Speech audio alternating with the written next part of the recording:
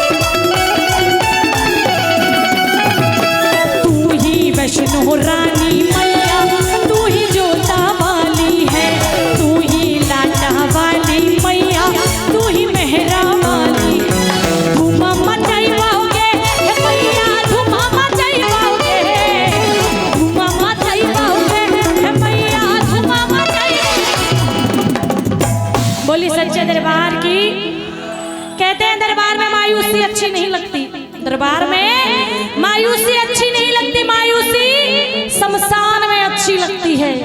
तो जो दरबार में वही दोनों हाथ उठाइए, जो खुश है वही उठाइए दोनों हाथ, जिसके पास हाथ है वही उठाइए। इधर वाले हाथ नहीं है क्या? है तो दोनों हाथ उठाइए, नहीं एकदम लंबे लंबे सीधे सीधे उठाइए, उठाइए जरा हाथ एकदम लंबे उठाओ जरा हाथ। और कहना है कैसे इधर वाले कि धुआं मचाई पाओगे, हे मैया धुआं मचाई पाओगे, धुआं मचाई पाओगे, हे मैया धुआं मचाई पाओगे।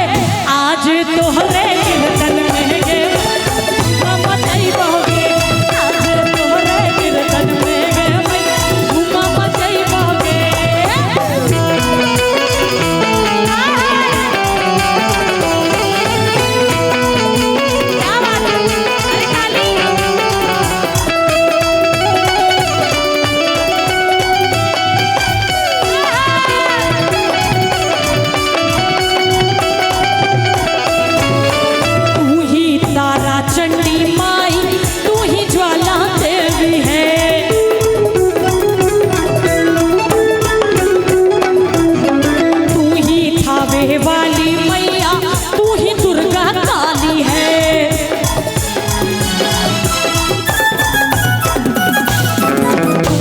वैष्णो रानी मैया तू ही नैना देवी है, तू ही दुर्गा काली मैया, तू ही मेहरा वाली।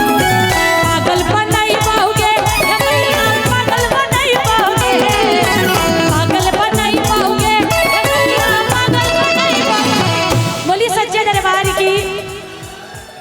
सच्चे दरबार की, सच्चे दरबार की। तनी जोर से, जैसे हर साल जयकारा लगाते थे वैसा लगाइए ना। ऐसा लग रहा है सब जैसे ना कि एकदम चुपचाप खड़े हैं। उठा के जरा दोनों हाथ, महामाई के चरणों में कोई बेटा उदास नहीं रहता है। तो झूम के जैसे विसर्जन में माँ को हम लोग विदाई देते हैं वैसे माँ का आगमन करेंगे। जरा दोनों हाथ तक उठा के और झूम के कहेंगे कैसे कि पागल बनाई पाओगे, पागल बनाई पाओगे, पागल बनाई पाओगे, पागल बनाई पाओगे। आज तोहरे कीर्तन में गे पागल बनाई पाओगे, आज तोहरे कीर्तन में गे पागल बनाई पाओगे।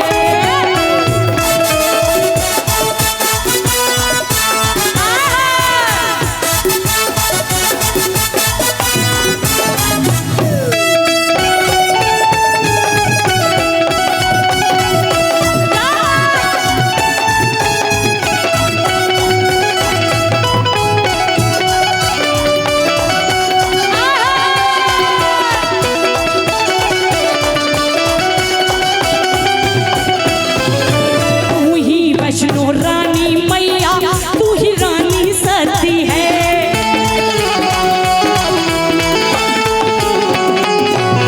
तू ही लाटा वाली मैया, तू ही दुर्गा काली है,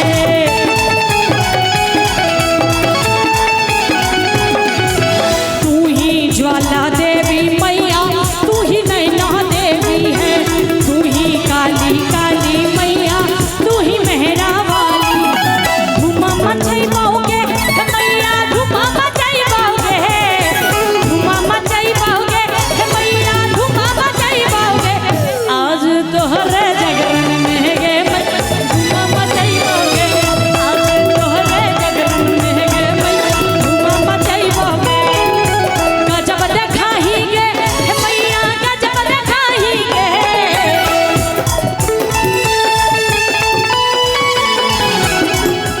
गजब दिखाएंगे मैया, गजब दिखाएंगे।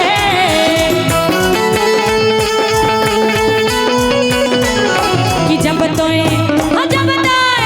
जब तोए ओढ़े हलाली चुनरिया मैया, गजब दिखाएंगे, जब तोए ओढ़े हलाली चुनरिया मैया, गजब दिखाएंगे, जब तोए ओढ़े हलाली चुनरिया, गजब दिखाएंगे, जब तोए ओढ़े हलाली चुनरिया गजब दिखाएंगे, जब तोए ओढ़े हलाली चुनरिया गजब दिखाएंगे, जब तोए ओढ़े हलाली चुनरिया गजब दिखाएंगे, जब तोए ओढ़े हलाली चुनरिया मैया गजब दिखाएंगे। बोलिए सच्चे दरबार की, बोलिए लाल चुनरिया वाली की, बोलिए महामाई।